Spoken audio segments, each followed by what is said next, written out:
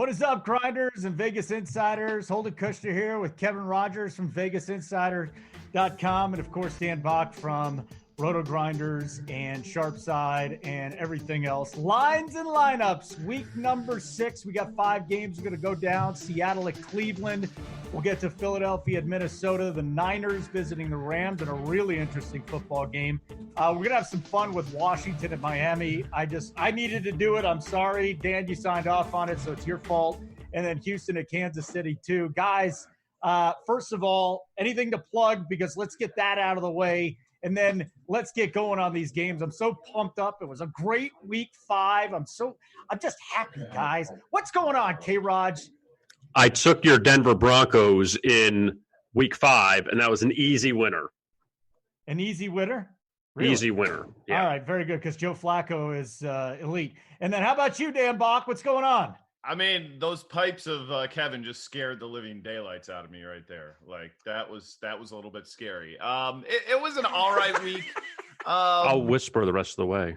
There, see, you got more soothing tones to your voice. You don't need to get excited. Like I can get to the excitement mode, and I think it actually helps. Yours, you got that deep, soothing voice. But DFS wise, it was a chalky week. I mean, one of the highest scoring weeks I've ever seen.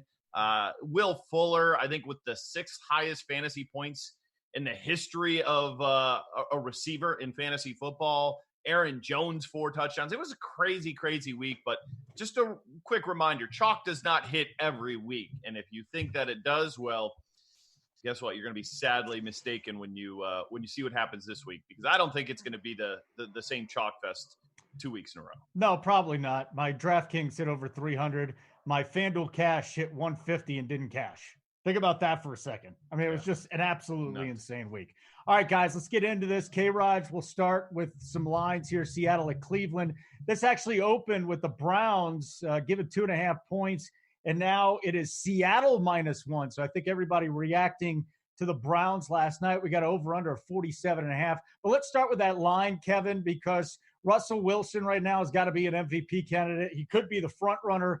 And for Cleveland, they just laid an egg last night. Baker Mayfield, 4 touchdowns to 8 picks this year. So it really doesn't surprise me too much. I just wonder if it's an overreaction. Well, number one, the Cleveland Browns have not won a home game yet this season. So we'll see if they could finally break through. They lose at home to Tennessee by 30 points. They hung with the Rams that Sunday night game, and they have nothing to show for it so far at home. And you mentioned this really ugly loss against San Francisco on Monday night, in which, the offense was great against Baltimore. They didn't do anything against San Francisco, who's the only undefeated team left in the NFC. And now they return home. Seattle's been off since last Thursday, and the Browns are on a short week. And Seattle coming off a very tough win over the Rams last Thursday night. And you mentioned Russell Wilson, what he's done this season. And I just think that the Browns, in desperation mode, I don't know if I can trust them. I really don't. And you look at Seattle, they're 2-0 against the spread on the road so far. And when you look at what they have done, at least away from CenturyLink Field, they beat Pittsburgh, they beat Arizona. And, both those teams are not very good. But what are the Browns? Are the Browns that good of a team? They're 2-3. And they beat the Jets, who were awful, and they had a nice win over Baltimore. I'm going to give them that. But, for Seattle, this is a team that scored 27 or more in 4 straight games. So no one's stopping them right now. So why would you think that the Browns would slow them down? Even the Browns gave up points to the Ravens in that game, in that high-scoring affair a few weeks ago. And Baker Mayfield, was terrible on Monday night. I just think right now Cleveland – I just can't trust them. I'm not saying I love Seattle, but I don't know how I can trust Cleveland in this spot. No, especially after seeing them last night. They're Jekyll and Hyde, and Odell Beckham has been a non-factor. The guy has 4 catches for 47 yards in his last 2 games. Dan, and I'll get back to you in a second, K-Raj, for the over-under there. Dan, want to get your thoughts on Russell Wilson. He's the 4th highest priced quarterback there. Chris Carson has had some wonderful games. And then maybe the Seattle defense too. So give me a little rundown on the DFS side of this game, because it's tough to trust Cleveland right now. Maybe Nick Chubb, maybe. Yeah, I mean, the thing you got to remember too, though, is everybody wrote off Cleveland, after that week 2 game, and then they came back and played well against Baltimore. So the fact that they're at home, they're playing a West Coast team here at a 1:00 spot. I actually think this is a rebound spot for them. But the problem is with Cleveland, especially on FanDuel, is the prices are still really high. DraftKings, they're a little bit more reasonable, but they didn't factor in the stink fest that we saw last week. I wish they did. Because if they did, the salaries would have plummeted and you could probably get even greater value on these guys. And I'm not going to play, I think, anybody in this game in any sort of cash game. But in tournaments, again, we're trying to differentiate from the field. We're trying to be contrarian. And I don't think anybody's going to want to go back to Cleveland here, and maybe rightfully so. But they did pick up a win against Baltimore just a couple of weeks ago. Maybe that Baltimore team's not all that great, but I don't know that this Seattle team is either. On their side of things, yes, Russell Wilson, MVP candidate, but there are better quarterbacks to pay up for. Chris Carson, maybe a little bit interesting after what we saw, Breida and Tevin Coleman do just last night. Over 20 carries in each of the last 2 games, 6,600 on DraftKings, a pretty fair number. Tyler Lockett, though, is the tricky one because targets were down for him in each of the last 2 games. And he was the one that went off like early in the year, was getting like double-digit targets week in and week out. We got to see what the deal is, though, with the secondary of the Cleveland Browns. If their top 2 corners, Ward and Greedy Williams, are out again, he's definitely a guy I can get on board with. And then lastly, Will Dissly, not going to do it this week. I mean, way too expensive. Austin Hooper has a incredible matchup for tight ends, and he's about the same price as him on DraftKings. So, for me, this is just a tournament-only game, and even that, I'm not loving it. Will you have any exposure to Odell Beckham, thinking maybe they force-feed him? His ownership's probably going to be as low as it's going to be all season long. Absolutely. I mean, and that's where you can gain leverage on the field. I mean, it's not like this guy's talent suddenly disappeared. I mean, Mayfield last year, was throwing multiple touchdowns seemingly every single week. He has not thrown over 1 touchdown in a single game this year. I mean, Mason Rudolph has as many fantasy points as Baker Mayfield does. So when it turns around, and it will, you got to think it's probably going to be at home. And Seattle, their defense that's, gave up a ton of yards to Andy Dalton. Again, that was week 1. That was a while ago.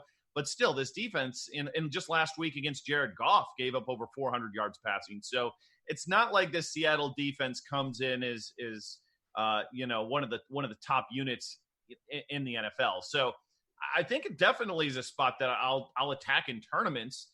I'm not going to go crazy with it, but I don't think you have to be, because I think the field is just going to abandon ship here in Cleveland. K-Raj, I just absolutely hate this 47.5 here, because I feel like it's very, very close to what it's probably going to end up. You leaning either way on this? I don't know about a lean necessarily, Holden, but, what Dan talked about, the defensive numbers, you go back to that Cincinnati game in week 1, and that should have been an over. It was a 21-20 game, and I believe there was less than 10 points scored in the second half of that game. So that was a 44 total, and it ended 21-20. So you could have had another over with Seattle in that game. But as far as the 2 road games go for the Seahawks this year, look at the quarterbacks they faced.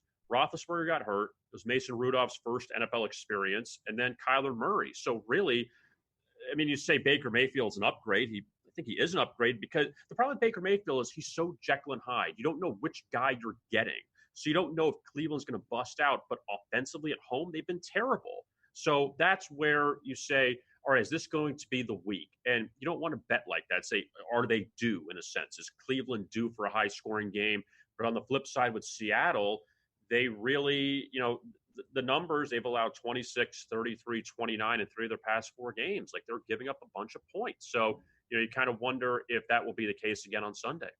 And Cleveland, just one point I want to make, though, off of what he said, because he's right. Like, you don't want to guess when you're betting per se, but especially with DFS, this is a great, way to hedge off of that situation where you do gain a lot by guessing that this is going to be the breakout game, because you're competing against everybody else, where if you're betting the game, you're going against the sports book, and there's not that much more upside in trying to get that exactly right. Where in DFS, if you guess right when that happens and the rest of the field doesn't, that's when you can have those big weeks. So that's just a a very big difference between what Kevin does and what we do in DFS. Yeah, no doubt about it. Love it. My only stat from this one is Baker Mayfield's getting hit a lot. He's getting sacked a lot, a little over 3 times a game. That's 25th out of 32 teams.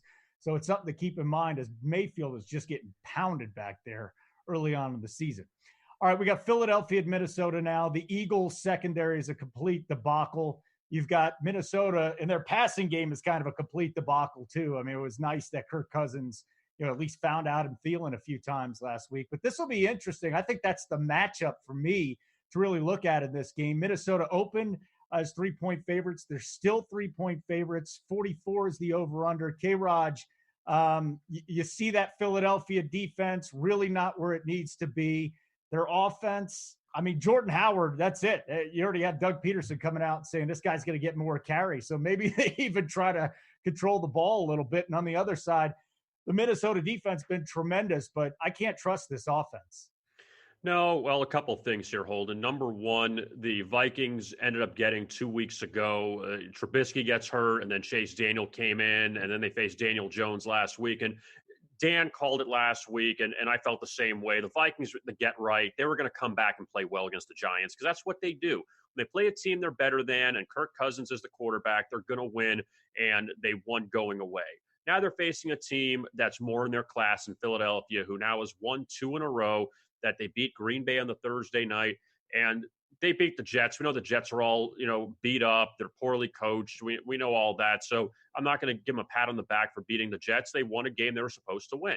Now they come to Minnesota this week to face the Vikings, and Minnesota will always have that in the back of their head, this revenge game against Philadelphia from losing the NFC Championship a few years ago to Nick Foles when they were laying 3 there in Philadelphia, and the Eagles blew them out to go to the Super Bowl and eventually win it. But I'm just going to have to ride the Kirk Cousins trend as far as you're playing a losing team, you back them, you're facing a winning team, you fade them. And I'm just not there until he plays a team and beats a team on their level or better than them. I'm not going to back them. I mean, the Vikings should have beat the Giants last week. They did. They're great defensively, but offensively, there's still question marks. I mean, Dalvin Cook has been great this year, but as far as Cousins getting the ball, the 2 receivers, it's still hit or miss every week. And for the Eagles, 34 points against the Packers, 31 against the Jets. I mean, the offense is coming into form a bit.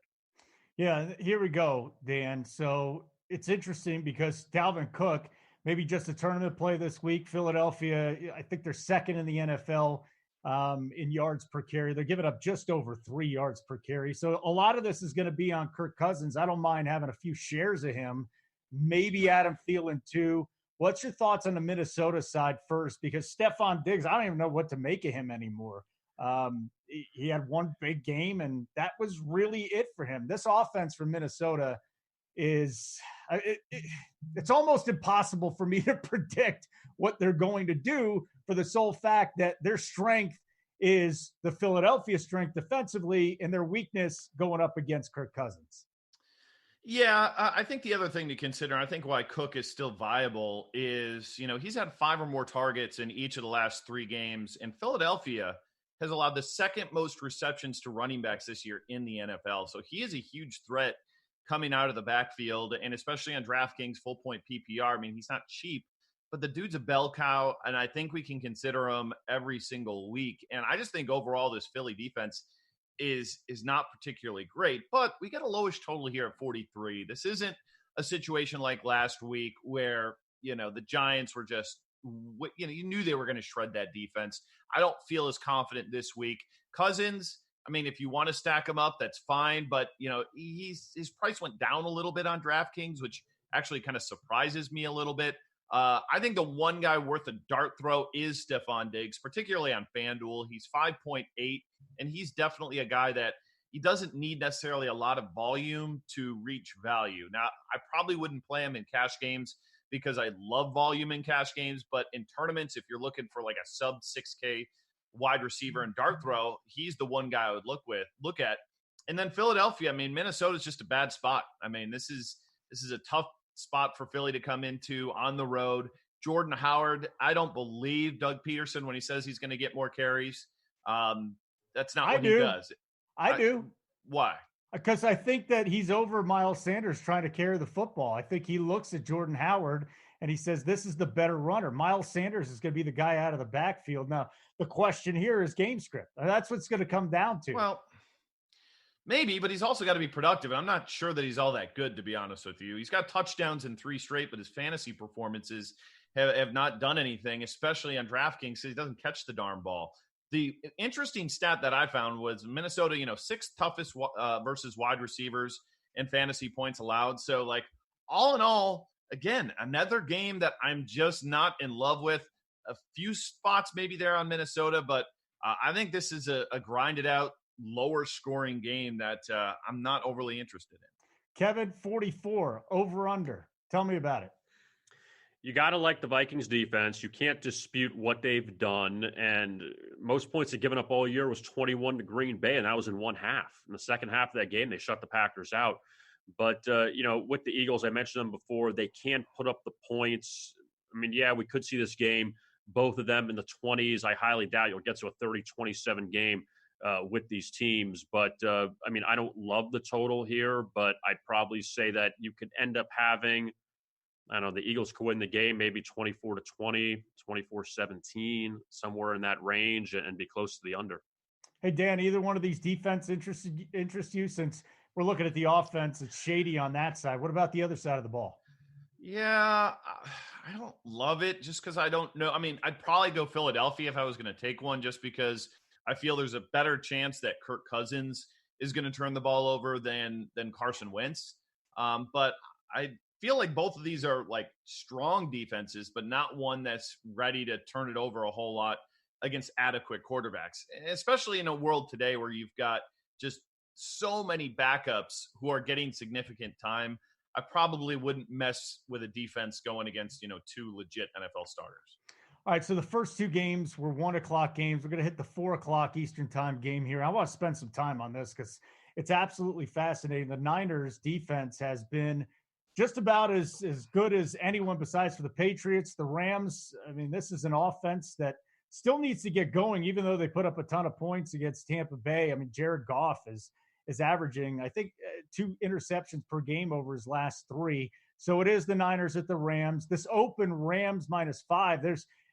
Everybody watched Monday Night Football, decided to put money on the Niners here because this line's down to 3.5. K-Raj, is this a little overreaction here? Yeah, I think so. I mean, number one, that's it. End of next game. Next game. Here's what it is, Holden, that when you look at San Francisco, and I understand you can't do the whole, well, this is their schedule. I hate to say it, this is their schedule. They have won the AFC North, so congratulations to them by beating Cleveland, Pittsburgh, and Cincinnati the last 3 weeks, and Baltimore they have coming up later. But, what's funny is the 2 games that they struggle the most in were Tampa Bay and Pittsburgh, that the Steelers, even though that the 49ers outgained them by nearly 200 yards, San Francisco had the 5 turnovers, and Pittsburgh had a really good opportunity to win that game, and they didn't, with no Ben Roethlisberger.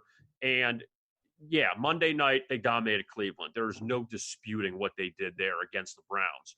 But also when you look at it, Cleveland now losing record, Bucs losing record, Pittsburgh without their now top quarterback, their second string quarterback, and Cincinnati is a train wreck at 0-5. That really, San Francisco is 4-0, but who have they beaten? This is going to be the best team they'll face so far, the Rams, obviously the defending NFC champions. And on the flip side, with LA, yeah, they put up a stinker against Tampa Bay, even though, they scored 40, but we talked about it 2 weeks ago, and I'm not going to the I told you so, but I told you so, that they were coming off the Cleveland game Sunday night. They had Seattle on deck, Tampa Bay. This was a tough spot for them, and we didn't think Tampa Bay would score 55, but still they lost that game.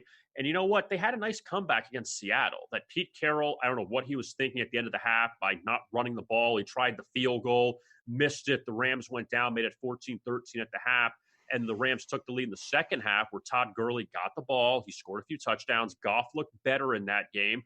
They just couldn't slow down Russell Wilson. And the Rams had opportunities to win. I mean, you can argue that this is a team that, could probably be right now 4-1 instead of 3-2. I just think that LA will be really ready for this game with a few extra days off. And San Francisco, yeah, look, they've been a great story, but this is the best team they're facing all season, and I think that they could run into a buzzsaw here.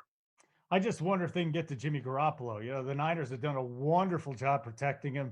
He's been sacked about one time a game at this point. So that's something I'm going to keep an eye on, because nobody's sold on San Francisco right now. That's what you look at the schedule and you say, all right, go beat somebody before we start buying into you. And this line movement, this is 1.5 points overnight just because of their performance on Monday Night Football. Dan, on the San Francisco side, Breida, Coleman. So now we're looking at a running back timeshare here. Both look terrific. I mean, Matt Breida went absolutely bananas in that game. Do you think that the Rams can stop this running game? And if you had to pick one of those two San Francisco running backs, who's it going to be? Yeah, I mean, I'm probably leading a little bit more towards Tevin Coleman on DraftKings. He's 4.4K, and I think can definitely also get some work in the pass game. So can Breida. They're 5.9 and 5.0 on FanDuel, and that's pretty cheap for running backs. I just really hate the timeshare, and that's where I don't think you can play them in cash. I think you can play them in tournaments and hope you get the right one, because Breida only had 11 carries. Coleman had 16. Like, if one of those guys got hurt, definitely fire them up. But right now it looks like a total timeshare. And Mostert, I think, still got like 4 or 5 carries last night as well. So it's tough to go after the running game there. I think Garoppolo's interesting for tournaments because this could be a game where he's actually trailing and he hasn't really needed to open things up too much yet. And I mean, George Kittle, I think, is just a smash cash option for us at tight end. 8 targets in 3 of his last 4, got in the end zone last week. And I think they're going to lean heavily on him. So he's my favorite play for sure on the San Francisco side. And, I do think the Niners defense is pretty legit, but the Rams at home, and I agree with Kevin, the fact that they've got extra time to prepare going against a team that's on a short week, it's a pretty nice advantage. The question is, do you trust Todd Gurley, who played 93% of snaps last week? It's a nice uptick for him.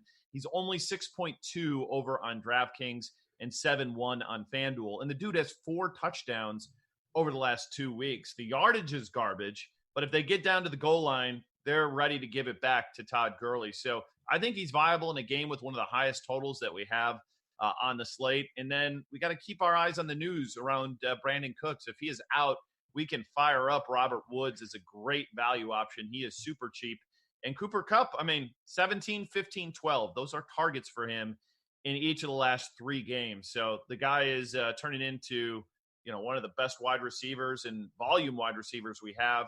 And then the lone guy to talk about, Gerald Everett, 11 targets last week, 6K on FanDuel. Forget about it. Way too much. But 3.6 on DraftKings is the right price range for him and could be viable.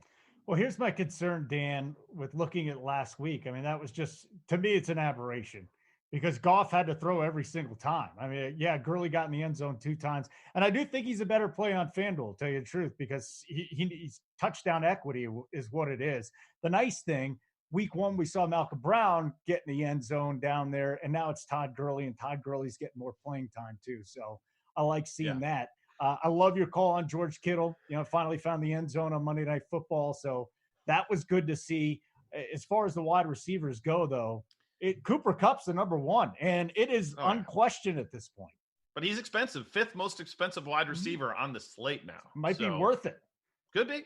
Yeah. Could be worth it. K-Raj opened at 49, now sitting about 49.5, depending on where you go, depending on where you shop. Vegas thinking this is going to be a high-scoring game. You? I think that maybe it takes a step back a bit, that the Rams, who gave up 85 points the last 2 weeks, and granted Tampa Bay had some defensive scores there, that I think that the Rams could tighten this up a little bit. San Francisco has done a lot of this with big plays, and we saw Monday night the Breida touchdown right out of the chute, an 83-yard run, that San Francisco has relied on some big play touchdowns. They had that in the Bengals game back in week 2. And, for the Rams, you go back to that Saints game in week 2, and understandably it's a different situation, but they held New Orleans to 9 points. And granted, Breeze got hurt and Bridgewater came in, things changed, but we know the defense can clamp down if they have to. And San Francisco's defense has been good. We can't take that away from them in spite of the competition. But I think this will be more of a game that we could see maybe 27-20, 24-20. There's been some unfair results in this series the last few years. Last season they played at the end of the season and the Rams won by 16, no Garoppolo. And then 2 years ago, Garoppolo played in the finale at LA. They won by 21, but the Rams sat everyone. So that's kind of my issue. It's a different topic about some of these divisional games in week 17 that mean nothing, that we're throwing them out. These games, the results mean absolutely nothing because these are meaningless games. So now they're playing a meaningful game, which is good to see. And I think that these teams, I think defensively, the Rams will need to clamp down. And San Francisco's been so good defensively. I got to think that maybe that this one goes the other way and stays under. Hey, Dan, besides for Kittle on the Niners side, does anybody in the passing game interest you? Not really. I mean, I think they're fine as like if you wanted to play Garoppolo and throw in one of those guys in sort of a stack situation, you could, but none of them are getting enough, getting enough looks in the offense to justify it. The prices are cheap. And if you can nail it, like, when Deebo Samuel gave you 20 fantasy points a couple weeks ago, more power to you. But I don't think that's the spot where, I want to guess because there's just too many guys. Is it going to be Goodwin? Is it going to be Samuel? Is it going to be Pettis who should have had a touchdown? So probably a pass. Kevin, just real quick, on a scale of 1 to 10 K-Rodges, okay? 10 being very comfortable, 1 being not very comfortable. How many K-Rodges are you putting up there on this game total? 6. 6 K-Rodges? I don't want to say 10, but I don't want to say 1 because I could see I'm going to stay in the middle on this one, but I'm going to shade more towards yes than no. So yeah, 6 we're going to go with. Do you have a strong feeling on any of the 3 games that we've done yet? I mean, right now, the only one out of the 3, I would just lean Eagles because I told you the history of Kirk Cousins. Until you prove you could beat a good team, then I'm going to go with the Eagles there. But the other 2, I don't like what Cleveland's doing, but it's the NFL, and Cleveland can come back and play well this week. And I'd say more with the Rams, the size more than the totals. But the Rams, I think this is that they come back to not come back to life, but they come back to what they were and they play well.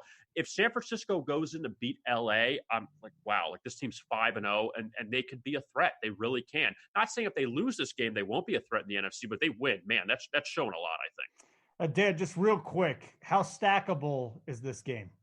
It is very stackable, especially because you've got you've got Kittle and you can run him back with all those LA Ram players. And again, Jimmy G, if you put him and Kittle together, you think they're going to go for 2 touchdowns. You can easily slot in a Cooper Kupp or even a Todd Gurley or maybe a Robert Woods. So, we've seen game stacks the last couple of weeks really pan out for you. This isn't the best one on the slate, but it might be the second best one on the slate. All right. I like that. If we could go back in post-production, we can do our next game. Just have a toilet flushing. I've been waiting for this game now for 3 weeks. K-Rod, we talked about it last week and maybe the week before that too. Washington at Miami, 1:00. You tell me why Washington opened 6.5 and now it's now it's 3.5. I mean, these are the 2 worst teams in the NFL, right? I mean, I almost might watch this for a couple of minutes to see how big a debacle it is. Redskins fire their coach. They're the most dysfunctional organization in the NFL. Dolphins are tanking. These are 2 suck teams. Do you have any interest in it, by the way? Any interest whatsoever? Well, since I live in South Florida, I'm curious to see what happens. But before we get to the game, I guess the question for both of you guys is, if your boss calls you at 5 a.m. to fire you, what are you saying to him? Well, he knew it was going to happen too. Because I answer the phone. Why go in? Why are you calling me at 5 a.m? I'd do what Norv Turner did. Norv Turner showed up at 5 or 9. They called him at 5, and Norv Turner showed up at 9 just to screw him over. I don't know why Gruden went in. If it meant that I get, millions of dollars and don't have to work, I will pick up that phone call every single time. Every single time. I mean, now, all right. As far as this game goes, okay, a couple things. Number one, in the Dolphins, they're 0-4 regardless of what happens, because of their 4 opponents they played. I thought before the season started, not knowing how bad this Dolphins team was, that they would lose these 4 games. You're playing 4 playoff teams from a year ago. You're playing the Super Bowl champions. You're playing a Cowboys team that ended up being 2-0 when you face them. The Chargers, who are very good, and the Ravens, who are a good team. So I'm not shocked they were 0-4. I'm shocked the way they got to 0-4. Now they have manageable games coming up. They get the Redskins, they get the Giants, they get the Jets. They get a lot of teams that they can compete with. So that's why I say that this week we'll know how bad they are. If they lose a close game to the Redskins, so be it. If they lost 41-10 to Washington, I say, wow, this team is really awful. But, I mean, the Redskins, I think the reason why we don't know how bad they are is because everyone's talking about the Dolphins. And granted, the Redskins have played some good competition too, so we can't really dog them. The only bad team, or let me rephrase that. The only not great team they play is the Giants. Okay. And they got hosed in that game, losing 24-3. And I mean, hosed like bad, like they just got destroyed. So that was probably a bad choice of words. But I can't make a convincing argument for either side because you feel dumb taking either side. You take Washington and the Dolphins beat them. Then if you take the Dolphins and Washington wipes them out, just sit really far back and keep an eye on the game and hope that it's somewhat entertaining towards 3:45. You're going to watch some of this too, aren't you? I mean, I covered the Redskins for a lot of years, and there's nothing worse than having to cover that organization. You know what? I take that back because drama is always fun on the radio, but my goodness, man, the Redskins, dysfunctional. Dan, these are 2 of the worst defensive teams in the NFL. They're 2 of the worst offensive teams in the NFL, but there's got to be somebody in this game that we can differentiate ourselves because everybody's just wiping this off the map. Nobody wants to touch it. Come on, there's got to be somebody in play. Is it Terry McLaurin? Is Kenyon Drake finally going to do something? Are these 2 defenses, which are so awful, going to do something because the offenses are so bad? Dan, come on. Don't poo-poo this away. Somebody's got to be in play. Yeah, I'm not going to poo-poo it. I mean, I'm all about value, and the guys in this game, the players in this game are all dirt cheap. And there's going to be touchdowns. I mean, there's 41 projected total here. It's not like a 35 or something. So I'll make the prediction here. Somebody will have someone in this game on the Millie Maker winning lineup on FanDuel or DraftKings. What? I'm just telling you, there's going to be a value play in this game that goes off. Now, I don't know if I can predict it or not, but there's going to be somebody because these guys are so cheap. I mean, so cheap that somebody's going to score 2 touchdowns at, sub 4K or sub 5K and maybe not break the slate, but they're going to have no ownership. Now, Terry McLaurin is the one guy who's got a decent price tag here at 6K on DraftKings, 6.4 on FanDuel.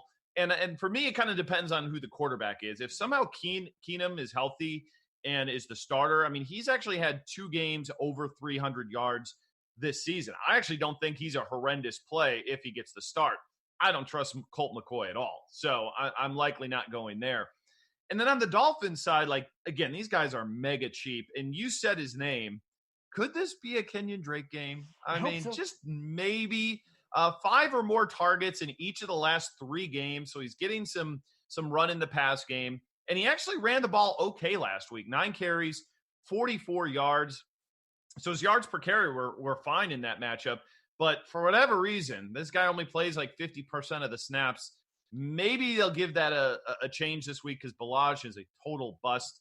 And then Preston Williams, Devontae Parker. I mean, these guys, not the worst punts out there. Again, punts, one-offs, tournament plays.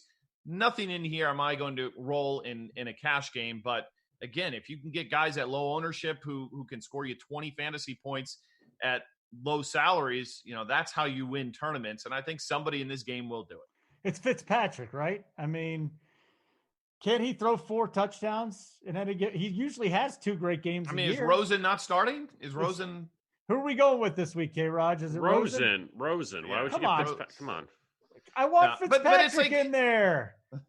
I mean, here's the problem, though. I mean, Washington legitimately has, like, no offensive players. Like, outside of McLaurin, you go up and down that roster. I mean, Jeremy freaking Sprinkle is, like, a guy who's getting looks in this offense. It's so bad. So, it's a mess, but again, I still have a hunch that somebody in this game is going to be productive in the fantasy side of things. So disappointed it's not Fitzmagic. I want to see the 4 touchdown, 5 interception game. That's what I want to see out of this one. I don't know if Josh Rosen could do it. It's a game total of 41. K-Raj, get rid of your bitter beer face just because, by the way, you got to be a little older to remember that one. Anyways, I remember that. That was Keystone. Yeah. Bitter beer face. Yep. 41 is the total, my man. You know what? Have fun. Take the over. Root for points. Yeah.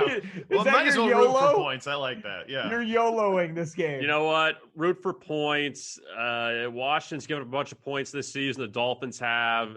Sooner or later, it's got to work out where the Dolphins get something right. I got to say, a game like that, just hope that they maybe get one defensive touchdown, one special teams touchdown. That can help. But why not? Just take a shot. You don't want to ride the under this whole time because this is probably going to be one of those games that's 21-21 at the half, and then you get it hitting the over already.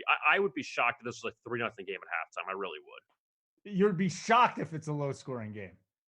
I'd be shocked if people went out to this game just as fans. Like, how do you get excited about it? I'm sorry. I'm excited. No, but I mean, like, people that are, like, truly – no, Holden, you're excited because you want to see a train wreck. I do. About, like, real yes. fans. Give it to me.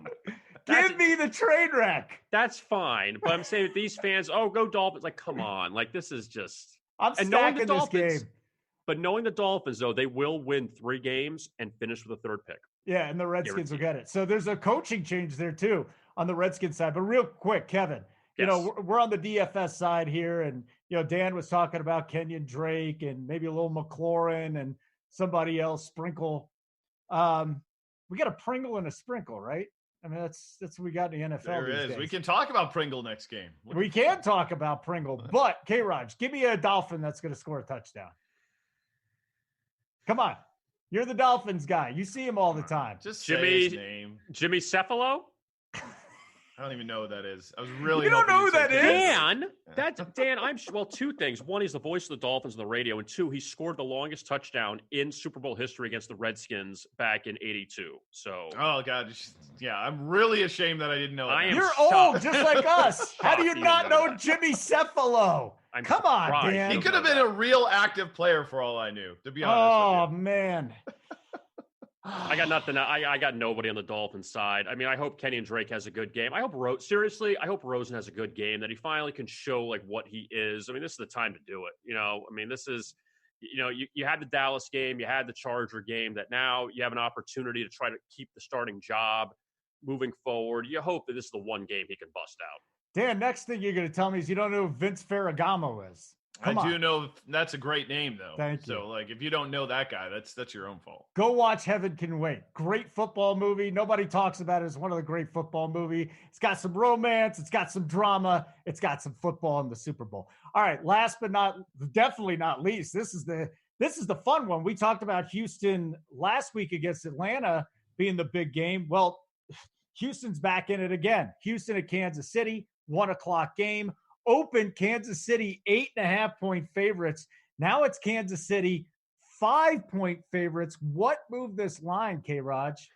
Well, let's see about Mahomes and the ankle, if he's all right. It does say a lot, though, that the Chiefs were laying 11 to the Colts last week, and now they're laying 5 to the Texans. Both teams have the same record, and Houston went nuts against Atlanta. They scored over 50 points, and Deshaun Watson had the big game, 426 yards, 5 touchdowns.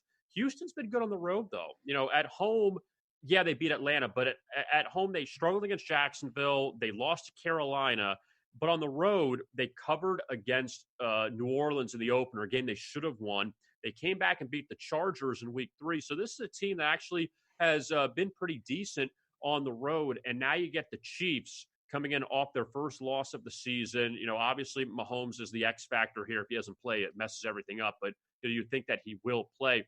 That this is how good of a defensive job the Colts did last week. First time that they were held below 28 this season, and that's the lowest point total the Chiefs have had since Patrick Mahomes has taken over, was this past week against the Colts.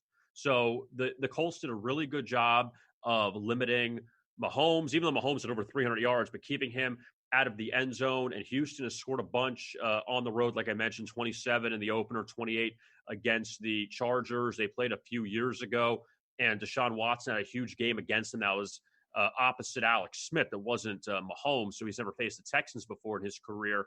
But this line does say a lot. It really does. And for Houston, if they could win this game, they're 4-2, and the Chiefs would be 4-2. You have the tiebreaker there. So, needless to say, a very big game here in the AFC. Yeah, I do wonder how much recency bias plays into this too, because the Colts defense really is terrific, and the Chiefs offense just did not get the job done the other night. So, Dan, from a fantasy perspective, let's start on the Chiefs side. Mahomes with an ankle, Watkins with a hammy, but the big one here, if Tyreek Hill comes back, Mecole Hardman's really fast, okay? He can spread the field. Sammy Watkins, same thing, but neither one of those guys are in Tyreek Hill's realm. How much of a bump do you give to the Chiefs if Tyreek Hill is back? And what if he's not back? Are you still buying onto the Chiefs with that Houston secondary?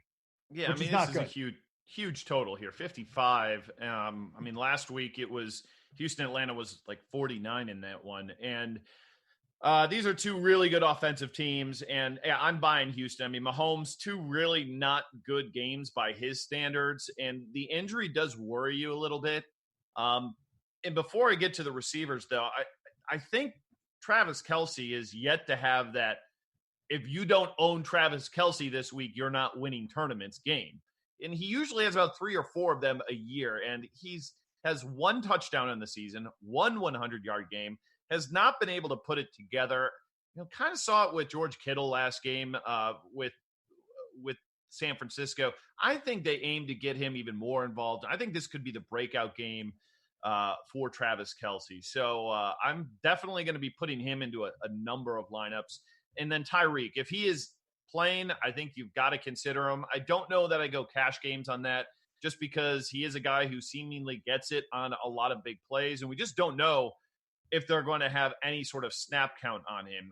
If they say, hey, we're going to play him, as much as we normally would, that's definitely going to increase my interest. But a guy hasn't played in a football game here in about 4 or 5 weeks.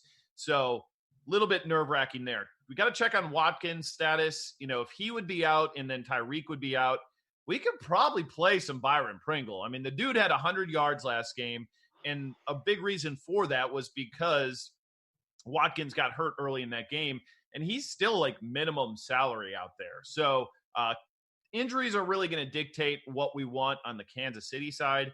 And the reason why I feel like this is going to be a high-scoring game, though, is Houston doesn't do what Kansas City is really bad at defense, and that's stopping the run. Like, do we want to play Carlos Hyde? Do we really believe they're going to grind the rock with him? I don't think so. So that's where a team like Indianapolis, could run Marlon Mack a whole bunch and establish that ground game, which Kansas City has been terrible all season long at stopping the run. So I just don't see Houston being able to do that. I think it's going to be an air fest.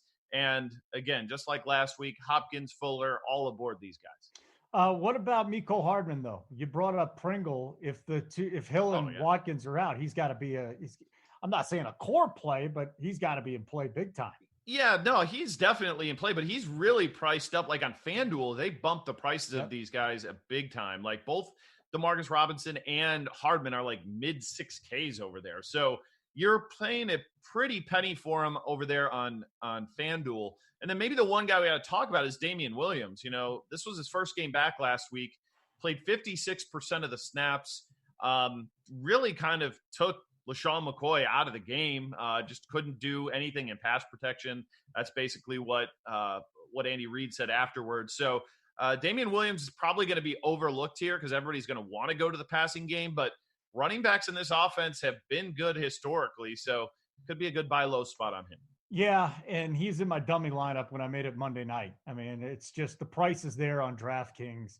It's in a sweet spot for me. I don't think the ownership's going to be there.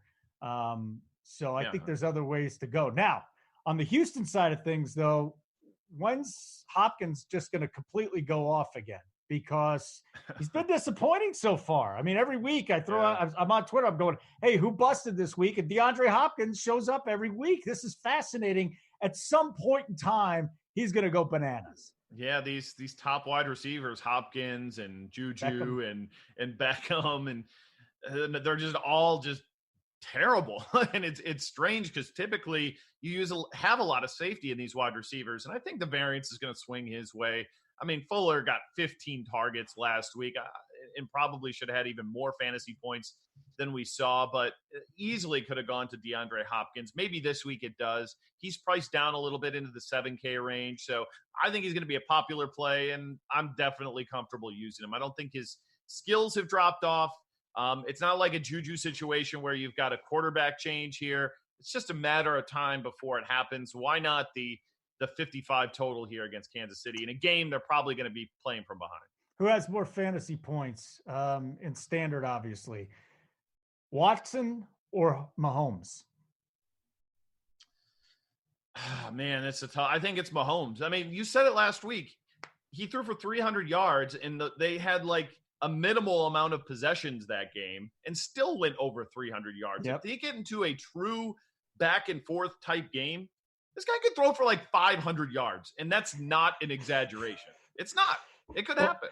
He's got to have Hill back in order for that to happen. I mean, he's had games where he's thrown for over 300 yards in a quarter and in a half. So, like, the dude's a freak. Like, the dude is an absolute freak at the position. And, he's going to get it going. I mean, those last two games, when you look at it against Patricia and then Frank Reich, like, those are two super smart coaches who knew what they needed to do to limit Mahomes. I don't trust Bill O'Brien at all to figure that out. Yeah. Hey, K-Raj, this opened at 54. It's at 55.5. Before we get your feel on it, why is it moved 1.5 points so quickly? Well, I think that we're seeing with what Houston did on Sunday against Atlanta, that this offense has the capability of going nuts. I mean, if you want to use an example of most previously who scored the most points, Tampa Bay, and the Bucs struggled the next week against the Saints. So, you wonder if it's going to go backwards, if people are just getting fooled by Houston and what they did against the Atlanta team that really is just mind-boggling how much they've fallen off this season. Now, this is hard with the Chiefs. I know you always bring up the example of like the Warriors, for instance, when they would score all their points, they have high totals in the NBA. That do you want to trust taking an under with these two teams and seeing what Mahomes can do in a shootout and pray that this isn't a 21-14 game in the first quarter? I mean, you go back to that Raider game, the Chiefs scored 28 points in the second quarter, didn't score a point in the other three quarters. So they have the capability of busting out, but then doing nothing the rest of the game. And, with Houston, like I mentioned, that New Orleans game, they scored 28. They scored 27 against the Chargers. My biggest issue with Houston, though, is the slow starts in the first half. They scored a bunch of their points on Sunday in the second half. They just had a lot of problems, starting quickly. So, I'd probably say maybe under, but I'm not going on the 6 this time on the scale of 10, Holden. I'm maybe going to like a 2 or 3. Oh, a 2 K-Rogers. That's not very many K-Rogers, to tell you the truth. But real quick, you and I worked in Kansas City together. We know the home field advantage for Arrowhead.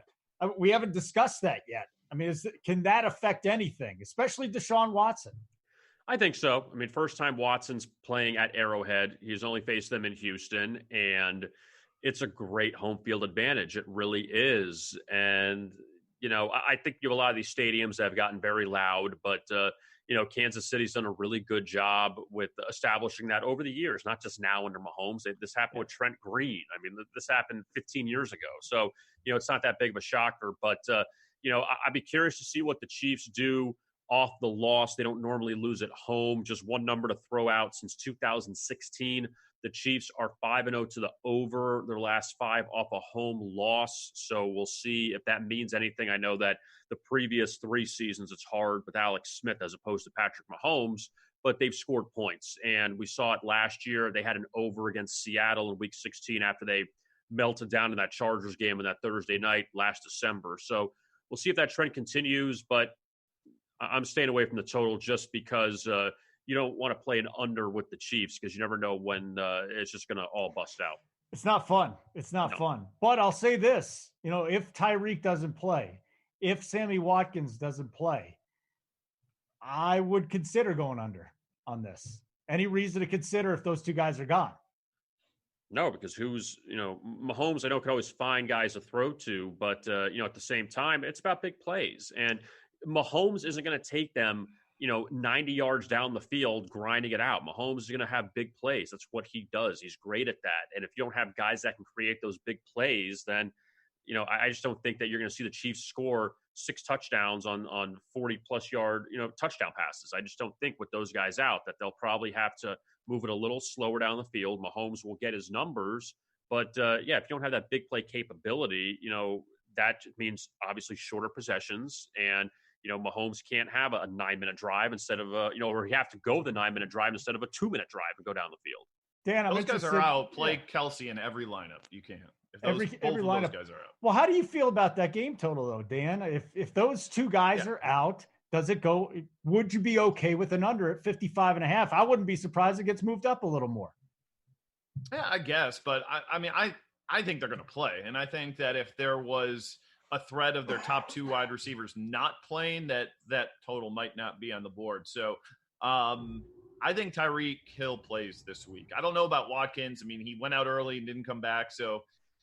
He struggled with that all week long, last week, probably shouldn't even ended up playing. So I think it might even be a more likely scenario that he is out than Tyreek Hill is out. So that 55, though, is a huge number. Again, like to get that big of a number on a total, it would be shocking to me if they didn't think like that number almost makes me believe that Vegas feels like Tyreek is almost certainly going to play.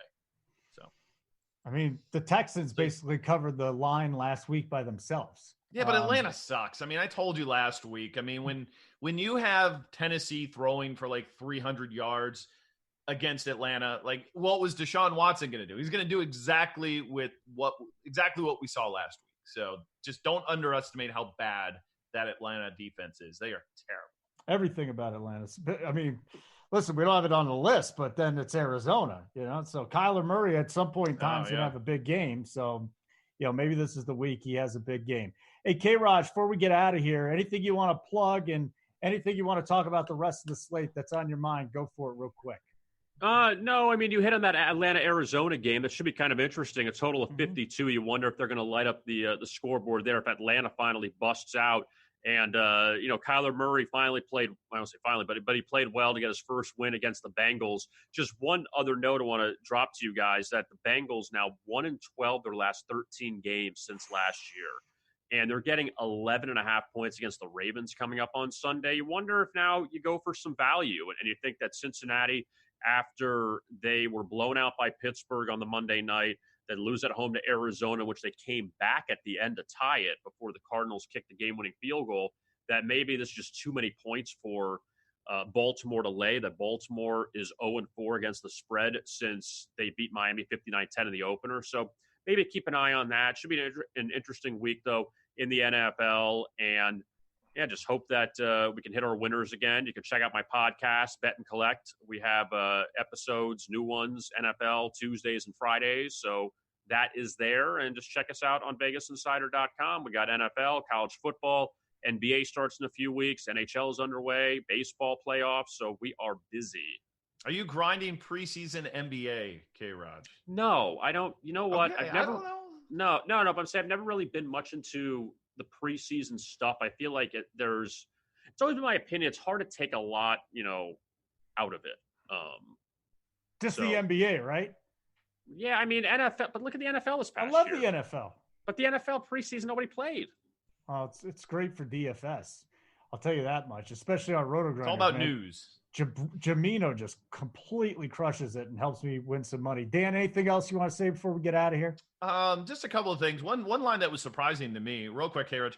Jacksonville favored against New Orleans this week. That kind of stood out. Like, I mean, did they not see what Christian McCaffrey did to that defense last week? And, it's only Alvin Kamara this week. I mean, just the worst tackling I've ever seen by linebackers and safeties. It wasn't even tackling. Like, they didn't even go in the right direction. They didn't even touch him. It was one thing when it was McCaffrey, but Reggie Bonifant did the same thing. I'm a tilted Jags fan. You did not watch Denver the first 4 weeks then, because I've never seen a worse tackling team. At least they showed up last week. No. But K-Raj, quick thought on that one? Here's my only view is there's got to be a reason why it's going Jacksonville's way. It really does. After New Orleans coming off a pair of nice home wins the last 2 weeks, and Jacksonville back at home. I mean, Minshew's numbers have improved every week. Fournette's running the ball better. That line may be telling you something. Maybe Jacksonville's the play. DJ Chark is really cheap in DFS on DraftKings this week, and I think he's going to be mega chalk, and it's dangerous because he's not a proven player, but man, he's been incredible this year. Here's my final take. Unfortunately, I have to watch the Cardinals every week because I either have somebody on the other team or maybe I'm throwing somebody out there from the Cardinals. Also, David Johnson has a sore back, so that's not good. But I cannot stand, DFS in sports betting really changes you because you watch crappy games. It drives me nuts. And the other thing is the games in a dome. I hate games in a dome. It's the worst. Come on, put me outside. I want some sun, or I want some rain, or I want some snow. I don't want to see two teams playing indoors that completely stink. So that's a little disappointing. Anyways, lines and lineups. Check out VegasInsider.com. Check out RotoGrinders.com. Get into DFS. It's a lot of fun. And then the SharpSide app where you can win a whole bunch of stuff, which is great. We've got contests every single week, including the big Vegas Insider contest. Just all your NFL totals and point spread bets. If you got the most units won at the end of the week, win some cash, free to play. All right, guys, real quick. I'm at Holden Radio on Twitter. Dan? At Dan_Bach, but you spell it B-A-C-K. Underscore. It's amazing. I was an underscore guy. I'm not proud of the underscore, but it is what it is. It's too late to an underscore guy? Who's an underscore guy? I've never. I don't want to be an underscore guy. Believe K-Raj. me. Like there are a few things in life that I'd love to change. That is one of them, but it's too late.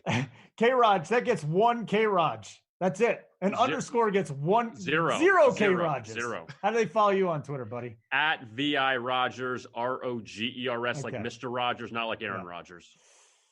All right, at Holden Radio, I'll just throw it out there again. Lines and lineups, week 6. Enjoy the week. Keep grinding, win some money, and we'll catch you next week.